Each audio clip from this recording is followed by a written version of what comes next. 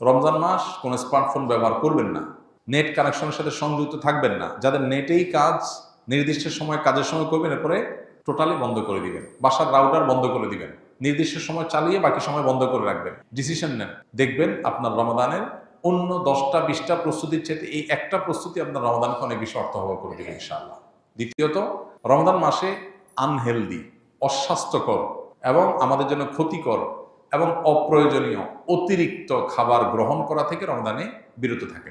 দুইটা জিনিস, এই দুইটা জিনিস যদি সঠিকভাবে করেন, আমার বিশ্বাস আপনার রমাদানকে আপনি অনেক সুন্দরভাবে কাটাতে পারবেন। ইবাদত বন্দেগীতে আপনি স্বাদ পাবেন, তৃপ্তি পাবেন।